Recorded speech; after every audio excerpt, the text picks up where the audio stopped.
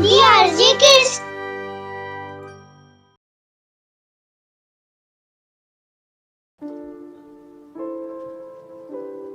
एक शहर में मोहन और सोहन दोनों भाई अपने पिता राम सिंह के साथ रहते हैं। दोनों भाइयों की शादी हो चुकी है। मोहन बड़ा है। राम सिंह अपनी छोटी सी परचूरन की दुकान में बैठा है और वहाँ अपने दोनों बेटों को बुलाता है। पिताजी, आपने बुलाया? मैं तुम दोनों भाइयों को कुछ बताना चाहता हूँ। जी पिताजी, बोलिए ना, क्या कहना चाहते हैं आप? मुझे कैंसर है, इसलिए वक्त का तो कुछ पता नहीं है। मैंने तुम दोनों का हिस्सा करके इस कागज में लिख दिया है। मैं जीते जी तो नहीं चाहता कि हिस्सा हो, इसलिए मेरे मरने के बाद ही तुम इस कागज को देखना। राम सिंह कागज को दुकान में ही एक डिब्बे में रख देता है।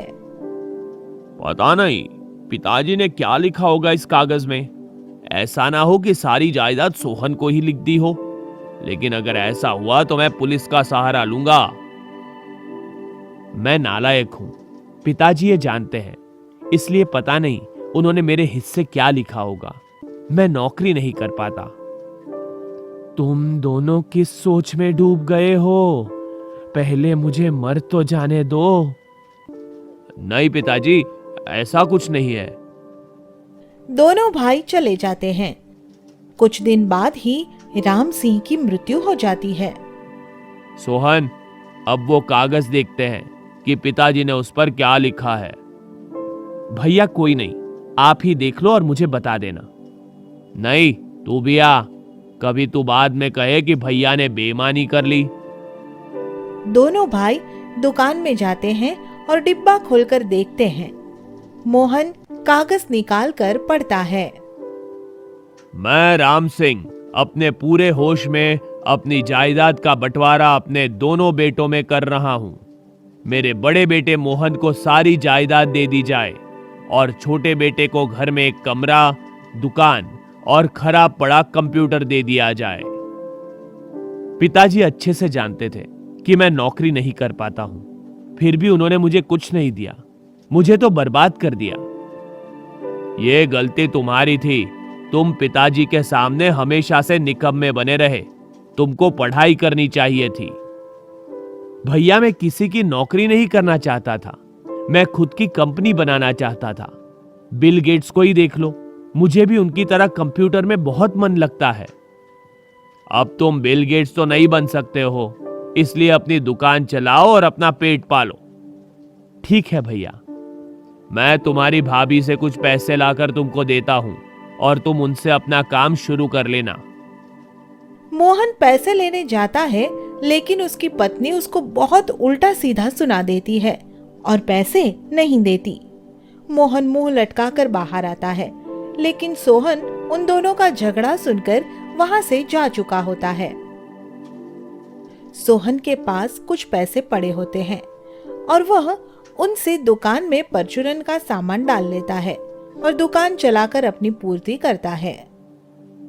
क्या करना चाहता था और क्या कर रहा हूं? एक कंपनी खोलना चाहता था, लेकिन एक छोटी सी बच्चों वाली दुकान चला रहा हूं। क्या कहूंगा उन दोस्तों से जिनके सामने बड़ी बड़ी बात करता था? अगर आज उनको पता चलेगा तो क्या होगा?